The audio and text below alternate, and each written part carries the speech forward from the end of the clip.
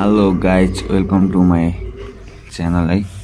आज चाहिँ म क्लास 11 को फिजिक्समा हैन एउटा इम्पोर्टेन्ट भेरी इम्पोर्टेन्ट एउटा क्वेसन लिएर आएको छु गाइज, सल्भ गर्नको लागि हैन।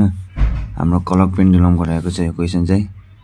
क्वेसन हेर्नु होला है पहिला, यो एकदम इम्पोर्टेन्ट है गाइज, एक्जाममा एकदम सोधिने गरछ न है। पहिला क्वेसन पढौँ, त्यसपछि हामी सल्भ गर्छौं। A clock which has a brass pendulum beats second correctly when the temperature of the room is 30 degrees Celsius गरे है। पहिला रुमको टेम्परेचर 30 डिग्री सेल्सियस अरे। How many second will it lose, यसले कति सेकेन्ड लुज गर्छ, गुमाउँछ अरे पर डे, एक दिनमा कति सेकेन्ड लुज गर्छ अरे। when the temperature of the room falls to 10 degree Celsius, अब हाम्रो रुमको टेम्परेचर फल भएर के गर्छ, 10 डिग्री सेल्सियसमा आउँछ। अब हामी लेख्छौं, अब हामी सोलुसनमा जान्छौं गाइज है। राम्रोसँग हेर्नु होला, सोलुसन हामीलाई दिएको छ गिवन, पहिले गिवन लेखौं। हामीलाई दिएको छ, हामीलाई कति दिएको छ, θ1 भनेको कति दिएको छ, θ1 भनेको हामीलाई इनिशियल टेम्परेचर है। θ1 भनेको इनिशियल टेम्परेचर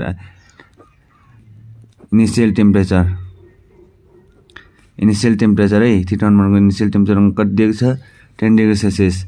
अनि θ2 भनेको हाम्रो के हुन्छ, फाइनल टेम्परेचर भनेको हामीलाई कति दिएको छ, यहाँ हेर्नु है, 30 डिग्री सेल्सियस दिएको छ। अब हामीलाई थाहा छ,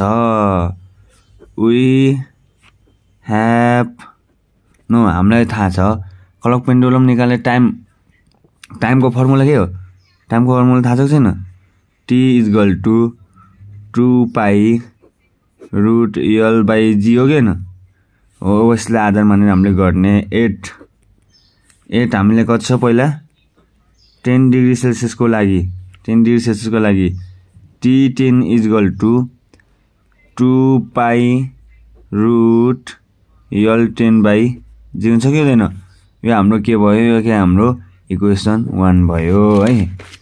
यो चाहिँ हाम्रो इक्वेसन 1 भयो। अब हाम्रो फेरि छ 8 के को लागि, 30 डिग्री सेल्सियसको लागि। T30 भनेको कति हुन्छ हाम्रो 2π √L30/g। यो हाम्रो के भयो, इक्वेसन 2। अब हाम्रो के हुन्छ भनेपछि, अब ल हेर्न है। अब के हुन्छ भनिसकेपछि हामीले यो इक्वेसन 1 छ नि, जुन हाम्रो इक्वेसन 1 छ नि, इक्वेसन 1 ले हामीले 2 ले के गर्नुपर्छ, डिभाइड गर्नुपर्छ। अब लेखौं di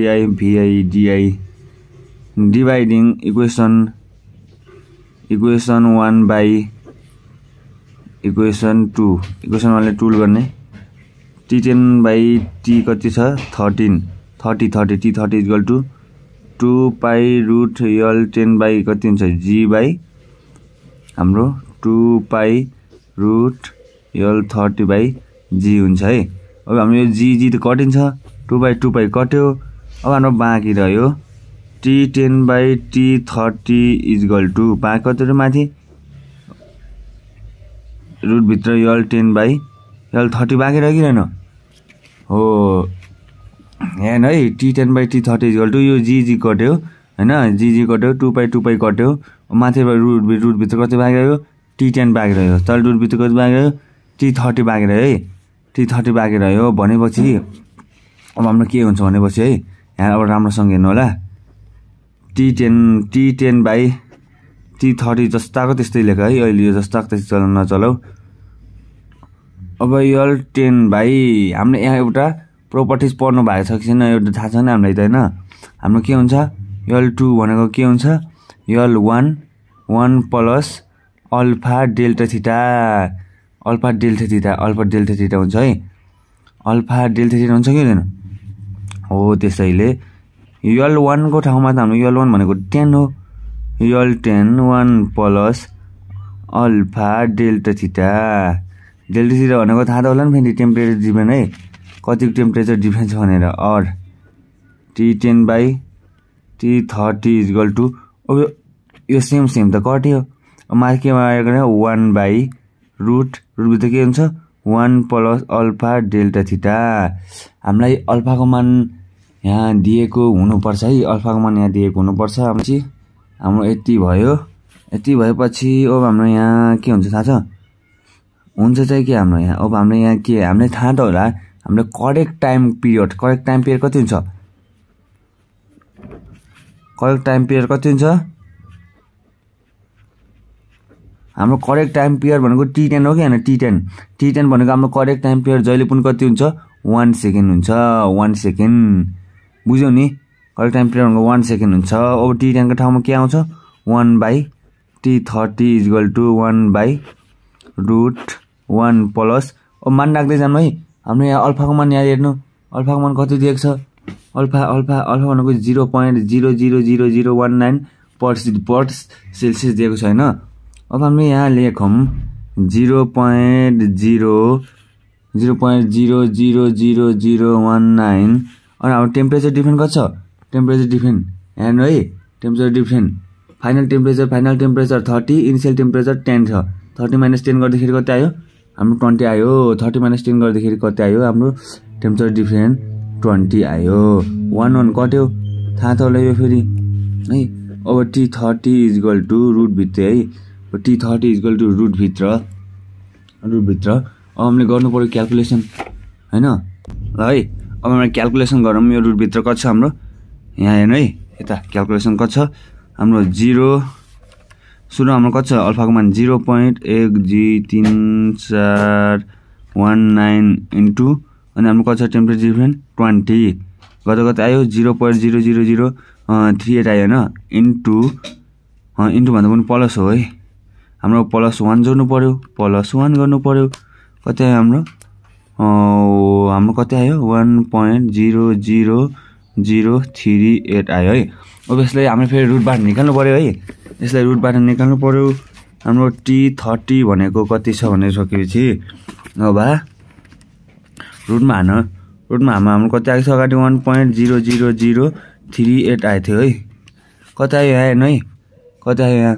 1.00018918982 यो जति आउँछ त्यो सबै लेख्नु पर्छ है हामीले जति आउँछ सबै लेख्नु पर्छ नत्र यहाँ यो एउटा लेख्नु भने अहिले एन्सरमा मिस्टेक हुन सक्छ है यति आयो अब हामीले के चाहियो लस अफ सेकेन्ड ल LOS लस अफ सेकेन्ड भनेको छ हाम्रो यहाँ कति छ 1.1230199982 माइनस हामीले करेक्ट टाइम पिरियड कति लगेको छु 1 सेकेन्ड लगेको छ कि हैन अब घटाउँदाखेरि 0.01898 सेकेन्ड आउँछ अब यहाँ क्वेशन मेरो हामीलाई सोधेको छ what second will it lose per day भनेको छ हैन पर डे भनेको लागि त अब हामीले निकाल्नु पर्यो एक दिनमा कति सेकेन्ड लुज हुन्छ भनेर अब